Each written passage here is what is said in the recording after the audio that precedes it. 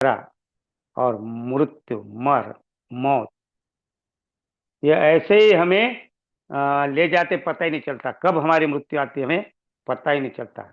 हम आ, जरा तो हमारा पीछा करती है, विकृति, लेकिन ये मौत जो है कब, कैसे एक बिन बुलाए आती है और कब किसको लेके जाती पता नहीं। अभी हमारे बीच में धर्मचारी, हम साथ बैठे उठे, बातचीत के 1 सप्ताह तक रहे हैं। हाँ, रोज बैठक होती थी, हमारी बातचीत होती थी, ब्रह्मचारी विनय बोधि जी। और अभी वो, अभी अकस्मात उनका निधन हो गया। तो आदमी कब क्या होगा मनुष्य का, कह नहीं सकते। इसलिए कहा है कि किच्छो मनुष्य पटिलाभो। क्या कहा है? किच्छो मनुष्य पटिलाभो, किच्छंग मच्चा न जीवितम। ये मरण कब आएगा? मच्चा न मन मृत्यु। जिसको जीवन मिला है वो एक दिन मरने वाला है, लेकिन ये मरने वाला कब मरेगा ये हमें पता नहीं चलता।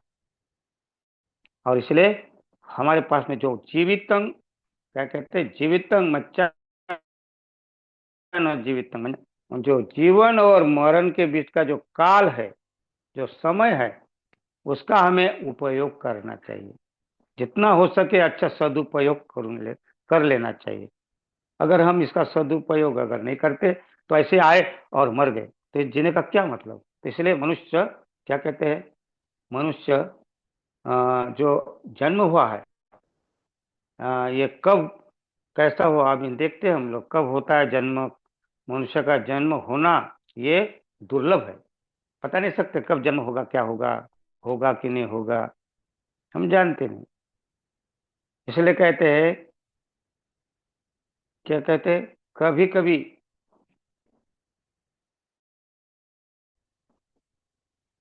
कभी कभी सुख, कभी कभी छोड़ जाती है ये जिंदगी। कभी कभी छोड़ जाती है ये जिंदगी। जिंदगी छोड़ जाती है, यानी हमें पता नहीं चलता कब छोड़ के जाएगी, है ना। तो कभी कभी छोड़ जाती तो कैसी, तो हंसते हंसते कभी कभी छोड़ जाती है ये जिंदगी, तो रोते रोते कभी छोड़ जाती है ये जिंदगी। ना सुख में पूर्ण विराम है, ना दुख में पूर्ण विराम है, जहां देखो वहां स्वल्प विराम छोड़ जाती है ये जिंदगी। जहां देखो वहां अल्प विराम छोड़ जाती है ये जिंदगी। तो जिंदगी का कोई भरोसा नहीं। बहुत ही सुंदर है, इसलिए उन्होंने गाथा जो कही है, हाँ, एवं जरात मच्युत, हाँ, आयु पाचंती, आयु ऐसी लेकर जाती है, हाँ, जैसे गौवों को लेकर जाते कहते हैं ना, तो आयु भी कब लेके जाती है हमें, मौत की तरफ, तो बता नहीं सकते। तो इसका उपयोग करना चाहिए। और उपयोग करने के लिए बहुत ही अच्छा हमें एक मार्ग दिया बोधिसत्व डॉक्टर बाबा साहब ने हमें। इतना, ऐसा कहते हैं कि इस संसार में जितना दुख, कीड़े मकोड़ी की तरह जिंदगी थी। बोधिसत्व,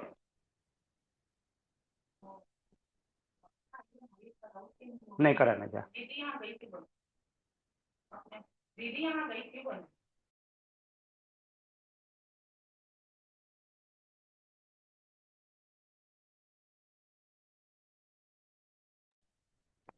तो बाबा साहब ने करोड़ों करोड़ों कीड़े मकोड़ी की तरह जिंदगी थी हमारी। अगर देखा जाए, कीड़े मकोड़े से भी बदतर, जानवरों से भी बदतर हमारी जिंदगी थी। जहाँ हम कोई इंसान होकर भी कोई हम हमारे तरफ देखता नहीं था। जानवरों की कद्र हो जाती थी, जानवरों की कद्र, अर्थात बिल्ली हो, कुत्ता हो, जानवरों की कद्र हो जाती थी, लेकिन इंसान की कदर नहीं थी। लेकिन बाबा साहब ने यूं यूं इतना, क्या कहते हैं कि हम कहते हैं ना उसमें, क्या कहते हैं उसको, बाबा साहब ने कहा है उसमें क्या,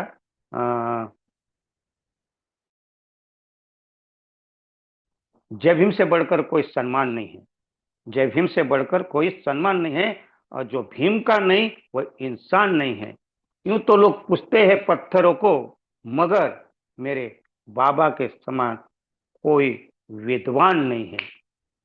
ऐसा विद्वान इस भारत में निर्माण हुआ, जन्म लिया, और उन्होंने हमें कीड़े मकोड़े के बदतर जिंदगी से ऊपर उठाकर एक बुद्ध के पास छोड़कर गए और कहा कि ये बुद्ध मैं आपको दे रहा हूं।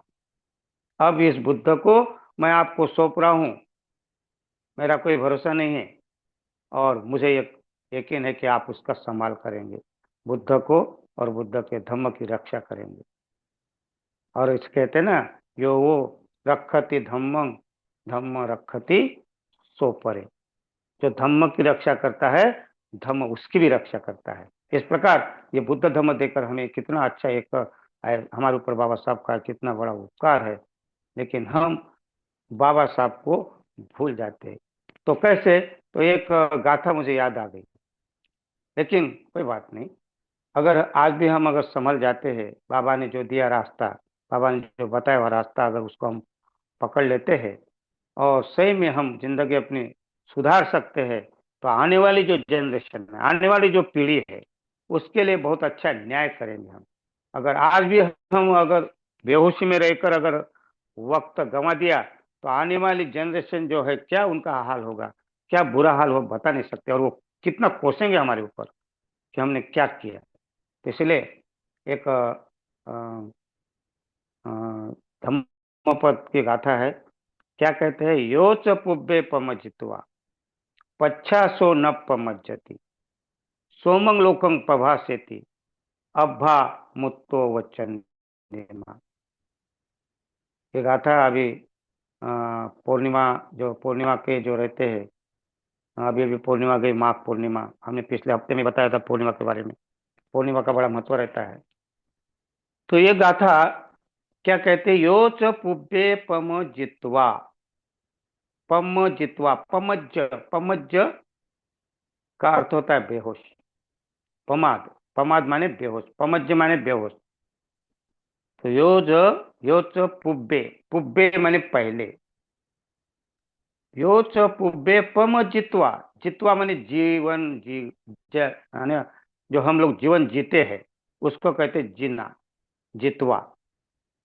यो च पुब्बे, पहले, यो च यदि, अगर पहले हमने अपना जीवन बेहोशी में जिया है, लेकिन जिस दिन होश आता है उस दिन से अगर हम ये जीवन को होशपूर्ण जीवन जीते हैं, अर्थात क्या कहते हैं? योच पुप्पे पम जित्वा, अगर हम पहले बेहोशी में अपना जीवन जिया है, बेहोशी में अर्थात एक जैसा शराबी रहता है, पीता है, खूब मस्त होता है, उसको होश नहीं रहता है, लेकिन फिर बाद में होश आकर फिर उसको अपनी गलतियां पता चलती है कि मैंने क्या किया, फिर वो दोबारा गलती करता है। तो इसी प्रकार हम भी ऐसा ही जीवन अज्ञान रूपी अंधकार में बेहोशी का जीवन जीते हैं, मगर जिस दिन हम होश में आते, क्या कहते हैं? जिस दिन हम होश में आते बेहोशी से, तो यहाँ कहते यो च पुब्बे पमजित्वा पच्छासो नप्प मज्जति, पच्छा माने बाद में, नप्प मज्जति माने पज्जति, पमज्ज माने बेहोशी, और नप्प मज्जति माने होश पूर्ण।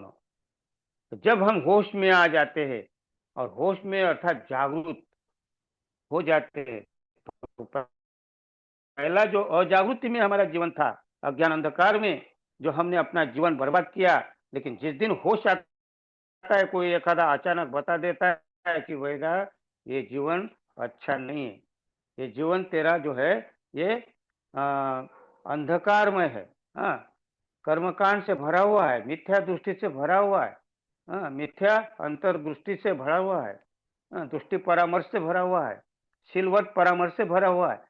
ऐसा जीवन जीने से अगर तू अच्छा जीवन जीता है, हाँ, अच्छा सोच समझ कर कार्य करता है, तब जब उसको होश आ जाता है, क्या कहते हैं? होश आ जाता है, और वहां फिर वो अपनी जीवन अच्छे से कुशल कुशल कुशल जीवन जीता है, अच्छा पुण्य कर्म करना शुरू करता है, अच्छा कुशल कर्म करते करते करते वो अपना जीवन जीता है। कब जीता है? बाद में। पहला बेहोशी का जीवन छोड़कर होशपूर्ण जीवन जीता है, तो क्या कहते बुद्ध, सोमंग लोकं प्रभाषति, वह जो पहले बेहोशी में जीने वाला जब उसको होश आता है और अच्छा कुशल कर्म करके अच्छा जीवन जीता है, तो वह इस पूर्णिमा के चांद की तरह लोगों को प्रकाशित करता है, लोगों को प्रकाशित करता है। लेकिन पूर्णिमा का चांद क्या कहते हैं, अब्भा मुत्तो व चंद्रिमा, अब्भा मुत्तो, अब्भा मने आभाड़, आभाड़ कहते हैं उसको, आभाड़ का अर्थ है हम उसको कहते हैं बादल।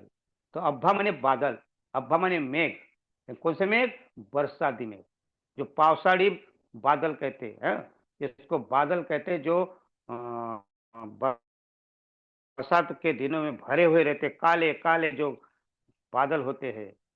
तो वो बादल, चांद क्या कहते, पूर्णिमा का चांद, पूर्णिमा का चांद पूरा चांद होता है, उसका प्रकाश होता है, लेकिन इतना पूर्ण प्रकाश होने के बावजूद भी अगर ये काले बादल छा जाते हैं तो उसका प्रकाश पृथ्वी तक नहीं आ सकता। वो काले बादल उसको ढाक देते, चांद को ढाक देते काले बादल, और वो काले बादल ढाकने के कारण उसका जो प्रकाश आना चाहिए पृथ्वी पर वो नहीं आ सकता, और पृथ्वी में आ नहीं सकता, इसलिए अंधेरा रहता है, अंधकार ही अंधकार रहता है। इसलिए बुद्ध कहते हैं कि जो बादलों में जो ढके हुए चांद इतना पूर्ण होने के बाद भी ढका, उसका प्रकाश नहीं पड़ पाता, लेकिन पूर्णिमा का चांद तो चांद ही है ना, वो भले ही बादलों में ढका है, लेकिन पूर्णिमा का चांद चांदी है ना, वो तो पूरा प्रकाशित है। लेकिन इतना प्रकाशित होने के बाद भी उसको काले बादल ढाक देते। कितना पावर है काले बादलों में। और इसलिए ये गाथा कहते हैं कि अब्भा मुक्तो वो चंद्रमा, अब्भा माने बादलों से मुक्त, बादलों से मुक्त होना पड़ेगा। अगर जब तक हम बादलों से मुक्त नहीं होगा तो चांद का प्रकाश नहीं पड़ेगा, चाहे कितना भी प्रकाशित हो चांद। तो इसलिए कहते हैं सोमंग लोकं पवासति, जब कोई बेहोश रहता है, बेहोशी में रहता है, और बेहोशी माने कौन सी बेहोशी, तो हमारे ऊपर जो अज्ञान अंधकार जिसको हम कहते हैं राग द्वेष, और ये राग द्वेष क्यों है, ये मोह के कारण है, मोह के कारण अर्थात अज्ञानता के कारण है और विद्या के कारण है। तो राग द्वेष मोह ये काले बादल है। बुद्ध कहते हैं राग द्वेष और मोह ये काले बादल है, और ये काले बादल आप पूर्ण, बुद्ध कहते हैं कि आपके अंदर जो आपके भीतर जो है पूर्ण चांद की तरह है, आप शुद्ध है आप एकदम, लेकिन ऊपर काले बादल पड़े हुए हैं। हमारे ऊपर क्या है, काले बादल।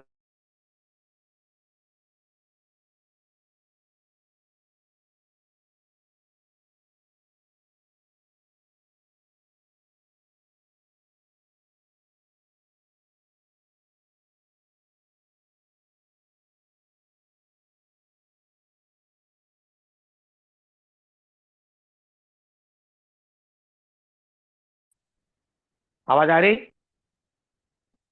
आवाज आ रही, हेलो। आ रही, यस यस, कैरी ऑन। हाँ, थोड़ा डिस्टर्ब हो रहा था, थोड़ा नेटवर्क। तो काले बादल की तरह राग देश मोह हमारे भीतर, हमारे ऊपर काले बादल का ढाकने के कारण हम जो पूर्णिमा की तरह, हम चांद की तरह शुद्ध है, हाँ, लेकिन हम ढक जाते हैं। और एक काले बादल अर्थात राग द्वेष और मोह एक काले बादल की तरह।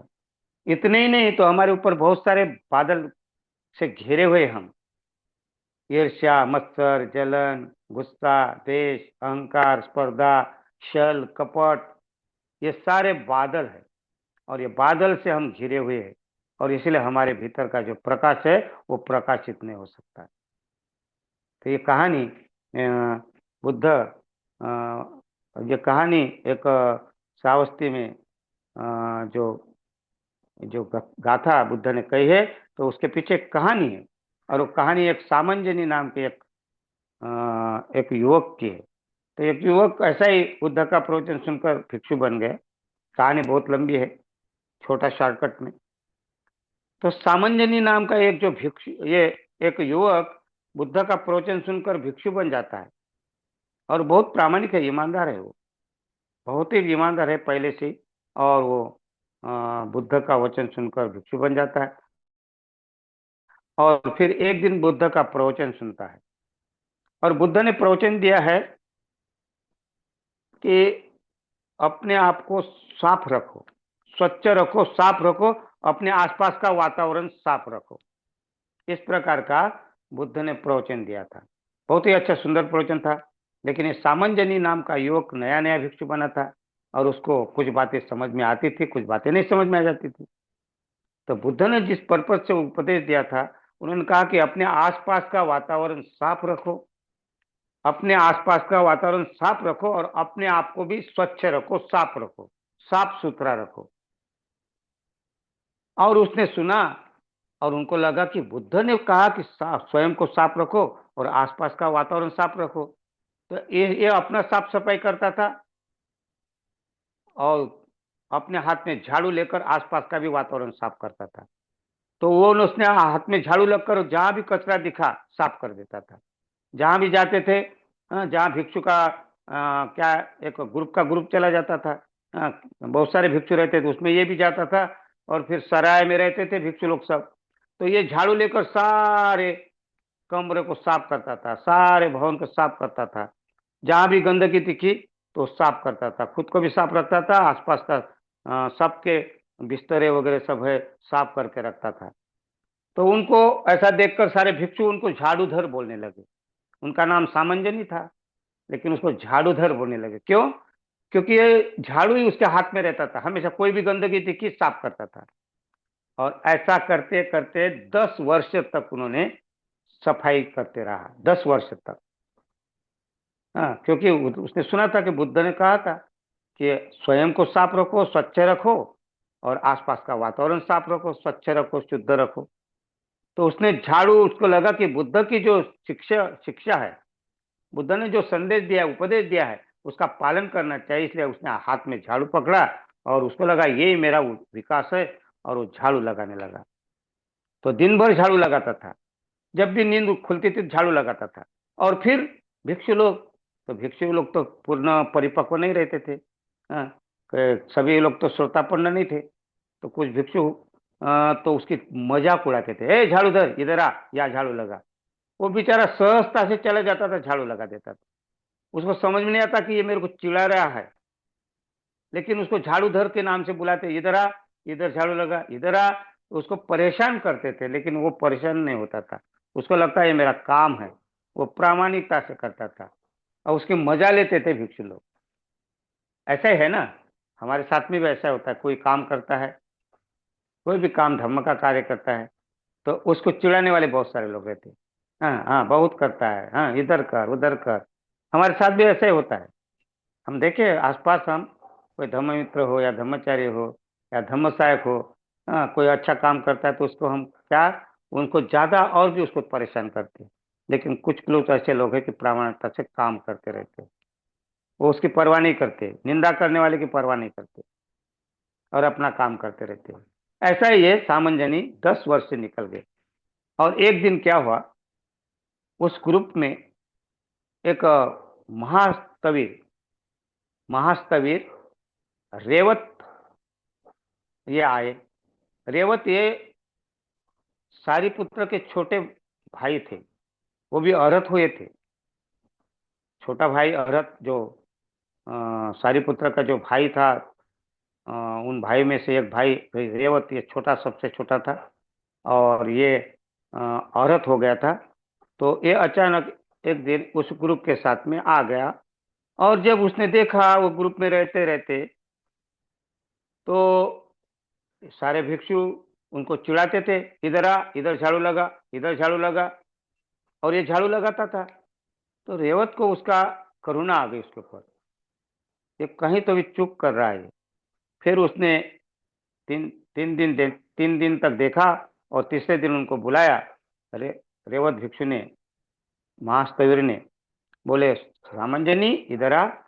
सामंजनी आ गया, प्रणाम किया हाथ जोड़कर, और कहते कि ये जो तू कार्य करता, क्या कर रहा है, तू ये क्या करता है? तो बोले, भंते मैं ये झाड़ू लगाते रहता हूँ, साफ सफाई करते रहता हूँ। तो क्यों करता है? तो बुद्ध ने एक बार प्रवचन दिए थे बनते कि स्वयं को साफ रखो, स्वच्छ रखो, शुद्ध रखो, और आसपास का वातावरण शुद्ध रखो, साफ रखो। तो इसलिए मैं खुद भी स्वच्छ रहता हूँ, साफ रहता हूँ, और आसपास का वातावरण भी साफ रखता हूँ। तो इसलिए मैं साफ सफाई करते रहता हूँ। तो रेवत कहते तू चूक गया है, तू 10 साल से यही कार्य कर रहा है, क्योंकि वो अरहत थे। वो रेवत अरहत थे। रेवत क्या कहते हैं कि सामंजनी तू चूक रहा है, तू चूक गया है। भगवान बुद्ध ने जो शिक्षा दी थी उस समय, वो शिक्षा क्या थी तू उसको पकड़ नहीं पाया, क्योंकि तू अधूरा सुना है। और जो सुना है, वो जो सुना है वो अ, वही नहीं था। उसके पहले बुद्ध ने जो बताया वो बातें भूल गया। बुद्ध ने जिस पर्पज से ये बातें बताई थी, तो बुद्ध ने कहा था कि ध्यान का झाड़ू लगाओ, स्वयं में ध्यान का झाड़ू लगाओ, और आचरण करो। आचरण से स्वयं को शुद्ध रखो। ध्यान का झाड़ू लगाओ, ध्यान से अंतर दृष्टि प्राप्त करो। हाँ, शुद्धता निर्माण करो। ये तेरे संदेश दिया था। और बाहर का आसपास का वातावरण, अर्थात आसपास के वातावरण, अर्थात उनको भी तुम शुद्धता सिखाओ, उनको भी तुम अपने समान बनाओ। वातावरण शुद्ध करने के जैसा तुम शुद्ध होते हो, वैसे दूसरे को भी शुद्ध बनाने के लिए समझाओ, बताओ। इस प्रकार का बुद्ध ने वो संदेश दिया था कि स्वयं पहले शुद्ध हो, आचरणशील हो, ध्यानी हो, और फिर लोगों को भी ध्यानी करो, आचरणशील बनाओ। इस प्रकार का वो संदेश बुद्ध ने दिया था, लेकिन तूने वो पूरी तरह सुना नहीं। और तेरे जो समझ में आया कि ये साफ सफाई कर रहा है, तो तू चूक गया।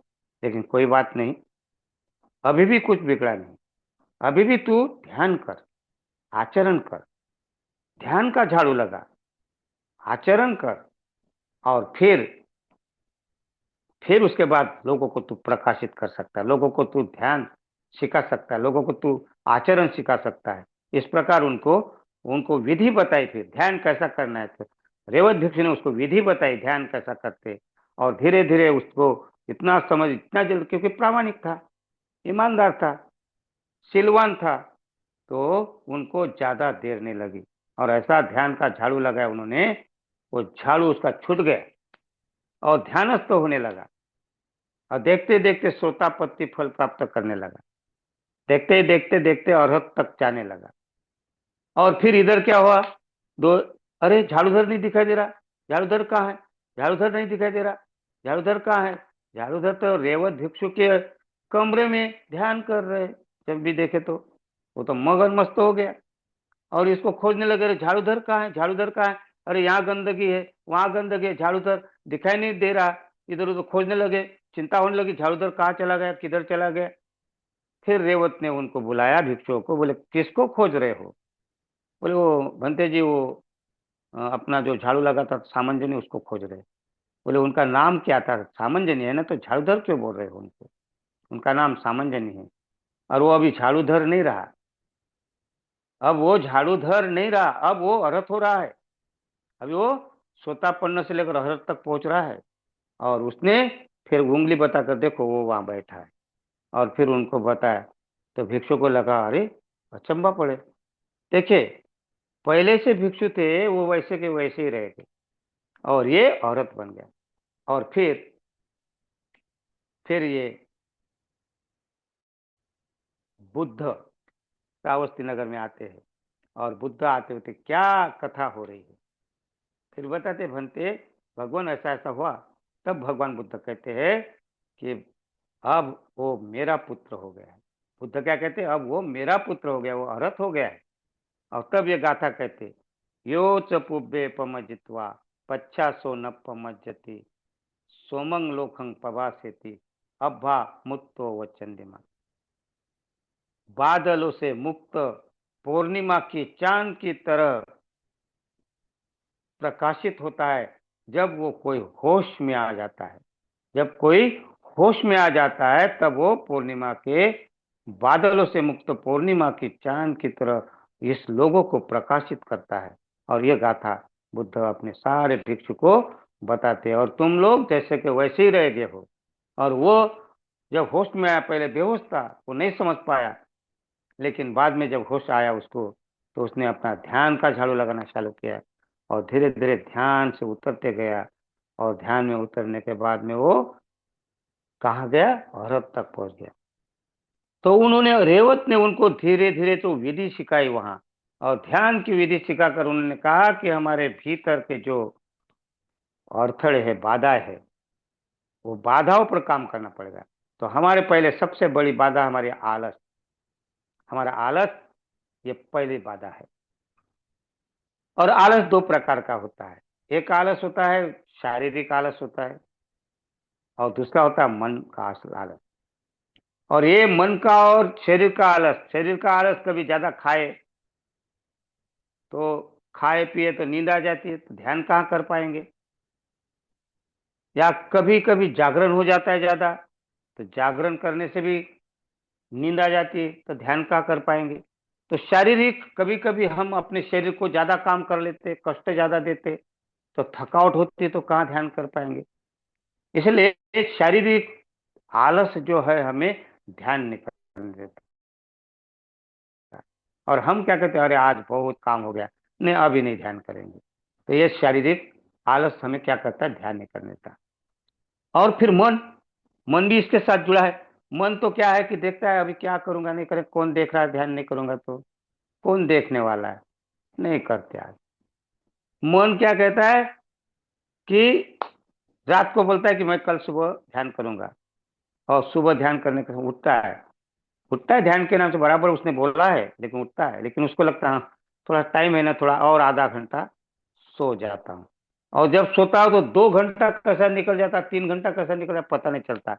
उधर सूर्य निकलता 8 बज जाते, फिर कहाँ का ध्यान होगा। तो मानसिक आलस और शारीरिक आलस, ये किसने तैयार किए है, ये हमने तैयार किए है। और इसीलिए इस आलस, ये पहला अड़थड़ा, बहुत बड़ा बाधा है।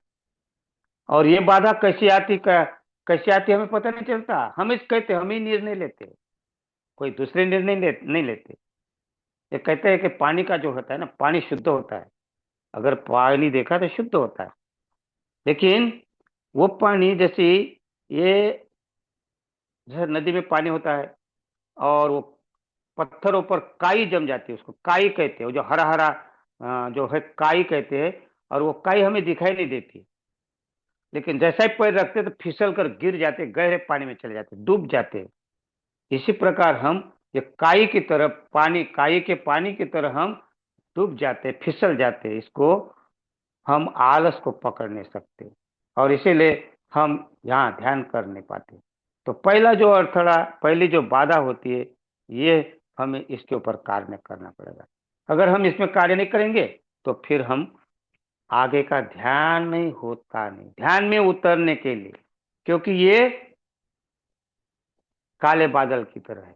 हाँ, बादल के प्रकार होते हैं, कितने प्रकार है, 4 प्रकार के बादल होते हैं। एक तो गरजने वाले बादल होते हैं, दूसरे बरसने वाले बादल होते हैं, तीसरे गरजते भी नहीं और बरसते भी नहीं, और चौथे गरजते भी है और बरसते भी है। तो इसमें जो बरसने वाले बादल है, ये बड़े महत्वपूर्ण है।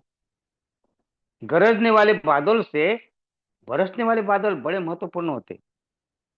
तो कैसे बरसने वाले बादल, तो उसका पहला लाभ, बरसने वाले बादल जब बरसते हैं तो जमीन में जो धूल होती है, वो धूल को क्या कर दे, धूल को जमा देते हैं, धूल उड़ना बंद कर देते हैं। ये पहला फायदा देते बरसाती बादल। हमारा ऐसा ही है, हमारे जो हम ध्यान साधना में बैठते हैं, तो हमारी इधर धूल, अर्थात आलस की धूल, कितनी बड़ी खतरनाक होती है आलस की धूल, है ना। मन का आलस और शरीर का आलस, ये धूल की तरह है, हमें बैठने नहीं देते। लेकिन जब बरसाती बादल जब बरसते हैं, और बरसने के बाद जब धूल को शांत कर देते हैं, तब शांत करने के लिए उसको कहते हैं वितर्क। ये वितर्क ध्यानांग काम करता है यहाँ। तो पहला ध्यानांग कौन सा काम करता है यहाँ, वितर्क। और वितर्क क्या कहता है कि नहीं, हमें जिस प्रकार बरसाती बादल हमें शांत कर देते, अपना जमा देते, उसको धूल को बंद कर देते, यानी वो दब जाती धूल पानी के बरसात होने से। तो इस प्रकार पहला फायदा बरसात का, बादलों का, वितर्क हमें मदद करता है। फिर दूसरा जो दूसरा जो फायदा है बादल बरसने का, बरसाती जिसको बादल कहते हैं, तो वो ये जमीन को ठंडा कर देते हैं। जो गर्माहट होती है, बहुत धूप तपती है, गर्माहट होती है धरती, ये जमीन, तो बरसात होने से ठंडा कर देती है जमीन को, जो गर्माहट दूर कर देती है, दूसरा फायदा होता है। और फिर हम ध्यानांग में उतरते हैं। ध्यानांग का दूसरा जो रूप है उसको कहते हैं विचिकित्सा, कुशंका। हमारे भीतर बहुत सारे कुशंका रहती है और कुशंका में हम बह जाते हैं। इतना बह जाते हैं हमें पता ही नहीं चलता है। इतना इतना बह जाते हैं हम कि कहीं ना कहीं कुशंका। आप कैसा उदाहरण करें, क्या होगा ध्यान करने से, क्या मुझे क्या बुद्ध बनना है, लोग कहते हैं ध्यान करो, ध्यान आंख बंद कर क्या होता है। इस प्रकार हम ध्यान में हमारा मन ही नहीं लगता है और हम कुशंका में जाते हैं। तो जिस प्रकार गरम गरम होता है तो आपने कोई सन्य होता है, इस प्रकार ये ध्यान भी सन्य होता है, उठ जाते हैं, ऐसा लगता है गर्माहट हो रही, उठो। लेकिन जब बरसाती बादल बरस जाते हैं, ठंडा कर देते, जमीन को शांत कर देती है, तो धीरे धीरे ये विचिकित्सा को हमारा दूसरा ध्यानांग जो है विचार, विचार है, ये दूसरा ध्यानांग है। ये ध्यानांग हमें शांत कर देता है और शांत कर देता है। तो वितर्क और विचार जब ये प्रभावी हो जाते हैं तो हमारा ध्यानांग एक प्रभावी हो जाता है। तो हमारे जो बाधा है, अड़थड़े जो है, पहला आलस और दूसरा विचिकित्सा का कुशंका, इसको शांत कर देता है, इसको ठंडा कर देता है, इसको बंद कर देता है। फिर तीसरा बरसाती बादल। फिर तीसरा जो बरसाती बादल है, ये तीसरा फायदा कर देता है कि जब बरसात होती है तो बीज बोते हैं। बीज को बोने के लिए वो चांस देता है, फायदा कर देता है कि जमीन सुपीक करने के लिए बीज बोना शुरू कर देते हैं। और इधर हम तीसरा जो है बीज बोने का, तो हमारे अंदर व्यापाद रहता है, देश रहता है। और देश के कारण हम इतने क्रोध, देश, ईर्ष्या, मत्सर, जलन, अहंकार, स्पर्धा, ये इसके संतान हैं। और ये हमें देश के कारण आगे नहीं जाने देते। ये बहुत ही खतरनाक है देश। तो इसके ऊपर तीसरा ध्यानांग कार्य करता है मैत्री। फिर हमें मैत्री निर्माण करना, ये ध्यानांग निर्माण करना पड़ता है। बरसाती मतलब बीज जैसा रोप दिया तो ठंडा होने के बाद बीज जैसा रोप देता है। किस प्रकार के तीसरा मैत्री क्या करता है, हमें बीज रोपने का काम करता है। मैत्री की बरसात बीज रोपने का काम करती है और धीरे धीरे हमारा द्वेष निकल जाता है। और द्वेष, ये जो बाधा है, अड़थड़ा है, इसके ऊपर हम कार्य करना, तो कार्य करने के लिए मैत्री काम करती है। और इस प्रकार एक एक हमारे अंदर के जो बाधा है, तो पहला बाधा जो बल क्या है, आलस है, काई समान पानी है। दूसरी बाधा जो है विचिकित्सा है, कुशंका है। तो ये एक गोबर के समान पानी है। गोबर, जिसमें गोबर मिला दो पानी में, शुद्ध पानी होता है, तो गोबर में अपन अपनी शक्ल नहीं देख पाएंगे, गंदा हो जाएगा पानी, उसमें हम अपनी शक्ल नहीं देख पाएंगे। और इसीलिए इसमें जो हम विचार करते हैं, विचार के जो बादल बरसते हैं, तो हमें सारे शांत हो जाता है जमीन। इस प्रकार हम आगे बढ़ते हैं। और तीसरा जो है मैत्री, हाँ, तो यहाँ व्यापाद कहते हैं। व्यापाद मैंने खवलता पानी के समान है। व्यापाद कहते हैं खवलते पानी के समान है। तो यहाँ व्यापाद पर मैत्री रूपी जल बरसात हो जाती है, मैत्री की बरसात हो जाती है। तो बीज, मैत्री का बीज निर्माण करते हैं, उसमें उपज होना शुरू होती है जमीन में। और इस प्रकार ये बाधा के ऊपर कार्य करता है। और चौथी बाधा है जिसको हम कहते हैं उद्युच्च कुकुच्च कहते हैं, उसको उसको कहते हैं चिंता।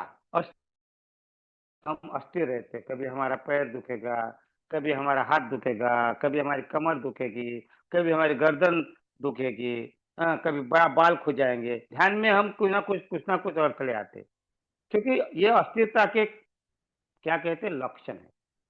अस्थिरता, हमारी चंचलता, जो किसको कहते हैं हम लोग, हमारे अंदर की चिंता होती है। चिंता बहुत खतरनाक होती है और ये चिंता छोटी मोटी नहीं रहती।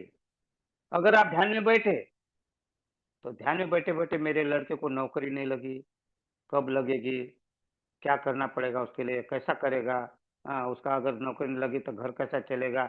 अब इसमें ध्यान में बैठे हैं, लेकिन आप चले, इसको बोलते हैं अस्थिरता, चिंता, इसको कहते हैं अस्थिरता। तो हम बैठते तो है ध्यान में आंख बंद करके, और जैसे ही बैठते, अब मैं ऑफिस में जाकर क्या काम करना है, साहब क्या बोलेगा, तो वो चला चिंता में, फिर साहब आएगा, डर लगेगा, जो भी कार्य करते, अभी ऐसा ध्यान में बैठ गए, अरे अभी लड़की की शादी नहीं हो पा रही, शादी करना है, कहाँ से पैसा लाऊंगा, चला फिर वो शादी का वार्तालाप हुआ। तो इस प्रकार हम चिंता में, ऐसा कहते हैं कि आप शुद्ध पानी हैं, और एक बर्तन में, बड़े बड़े से बर्तन में पानी रख दिए, शांत पानी है, और उसमें एक अगर कंकड़ डाल दीजिए, एक कंकड़ डाल दीजिए, तो पानी लहरा उठ जाता है, और लहरें उठकर उसमें अपनी शक्ल नहीं देख पाते। ऐसा ही हम ध्यान में तो बैठे, हमें लगता है अच्छा ध्यान में बैठे, आंख बंद करके अपना शुरू करते, तो जैसा ही एक विचार आता है अस्थिरता का, हाँ, कभी लड़की की शादी का आएगा, कभी लड़के की नौकरी का आएगा, कभी अपनी नौकरी का आ गया, कभी बीबी कैसी करती है ना, ये ऐसा कुछ ना कुछ हम घोट मसाला चलते रहता है अपना, और वो अस्थिरता में हम जाते हैं। और यहाँ हम चौथा जो है, जो बरसात हो जाती है, क्या होती है, बरसात होती है, चौथी बरसात, बादल बरसते हैं, तो चौथा है सुख निर्माण करते हैं। अर्थात ये जो बीज बोया रहता है वो पेड़ पौधे में निर्माण होते हैं, पेड़ पौधे जब निर्माण होते तो उसको भी बरसात की जरूरत, पानी की जरूरत है, तो उसकी रक्षा करती है, उसकी रक्षा करती है पानी, बरसात। ये बरसात चौथा जो बादल का बरसना है, ये रक्षा करती है पेड़ पौधों की, सभी की, और उसको पोषक ऐसा पानी देती है। तो इसी प्रकार ये जो चौथा जो बाधा है चिंता की, इसके ऊपर ये वर्ष पानी हरा भरा करके रखने की कोशिश करता है, और इधर लहरे वाला पानी जो कहते हैं, इसके ऊपर फिर ध्यानांग सुख निर्माण होता है, चारों तरफ हरियाली है, हरियाली हरियाली दिखाई देती। तो जिस प्रकार प्रसन्न होता है मन, इस प्रकार मन प्रसन्न होता है, सुख प्राप्त करता है, और सुख ही सुख दिखाई देता है। और जब ये सुख ही सुख देता है, तो ये ध्यानांग नंबर 4 सुख जिसको कहते हैं। पहला ध्यानांग कौन सा था, वितर्क, वितर्क फिर समाप्त हो जाता है। दूसरा ध्यानांग कौन सा है, विचार, उसमें उसमें प्रवाह होने के बाद उसका भी प्रवाह चला जाता है, वो भी समाप्त हो जाता है। तीसरा ध्यानांग कौन सा है, तीसरा ध्यानांग कहते हैं प्रीति, अर्थात मैत्री, प्रीति जिसको कहते हैं। प्रीति ध्यानांग में अपने को व्यापार से दूर कर देते हैं, तो ये भी ध्यानांग खत्म हो जाता है, समाप्त हो जाता है। फिर चौथा ध्यानांग आता है सुख, और सुख मने ये हरियाली हरियाली दिखाई देती है, और इस प्रकार हमारा ध्यान में फिर मन लगना शुरू हो जाता है। और लेकिन फिर पांचवा जो बाधा है जिसको कहते हैं काम छंद, ये काम छंद सब में रहता है, पांचों जगह में रहता है, लेकिन ये पांचों अड़थड़े में ये सड़ा सबसे खतरनाक अड़थड़ा, काम छंद, ये कहीं ना कहीं हमने को रोक के रखता है। काम छंद माने हमारा जीवन इंद्रियों के अधीन रहता है, गुलाम रहते हैं, अधीन रहते हैं इसके। हाँ, जैसा पानी शुद्ध रहता है कहते हैं, और उसमें पानी शुद्ध में अगर रंगीन पानी मिला जाए, लाल रंग का, नीले रंग का, पीले रंग का पानी, अगर रंग मिला दिया जाए पानी में, तो अपनी शक्ल नहीं देख पाएंगे, और इसीलिए वो रंगीन पानी होने के कारण उसमें अपन शक्ल नहीं देख पाते। इसी प्रकार कामचंद जिस प्रकार चारों तरफ से रंगी बेरंगी पानी हो जाता है, लाल नीला पीला हरा, इस प्रकार हमारे ये इंद्रिय के अंदर हम फंसे हुए रहते कामचंद में, चंचलता में, हाँ, जिसको चंचलता बोलते हैं। हाँ, तो ये चंचलता को दूर निकालने के लिए ध्यानांग काम करता है, ये एकाग्रता, एकाग्रता इसकी बरसात होती है आखिरी में, पांचवी जो बरसात होती है। तो ये बरसात कैसी होती है, तो जब पांचवी बरसात हो जाती है, तो सारे नदी नाले तालाब सरोवर सारे लबालब भर जाते पानी से, ये धम्म की वर्षा होती है, बादल ये धम्म की वर्षा करते, तो सारे नदी नाले जो भी है सारे लबालब भर जाते, चारों तरफ पानी पानी, लबालब नाले बह जाते हैं, नदियां बह जाती है, पानी पानी देखा जाता है। तो यहाँ धम्म की बरसात होती है, एकाग्रता रूपी धम्म की, एकांग निर्माण होता है, जिसको एकाग्रता एकांग कहते हैं, इसको ध्यानांग कहते हैं। और ये एकाग्रता ध्यानांग जब निर्माण होता है, तो काम छंद को ये नष्ट कर देता है, ये पांचवी बाधा। तो इस प्रकार हमारा ध्यान के लिए जब पांच ध्यानांग हमें कार्यरत रहते, पांच प्रकार की बरसात हमारे ऊपर हो जाती है, और फिर ये पांच प्रकार के अड़थड़े समाप्त हो जाते, और तब हम ध्यान में उतरते हैं। इस प्रकार ये ध्यानांग के पांच अंग है। पहला है ध्यानांग का अर्थ है वितर्क, दूसरा ध्यानांग है विचार, तीसरा ध्यानांग है तृतीय, चौथा ध्यानांग है सुख, पांचवा ध्यानांग है एकाग्रता।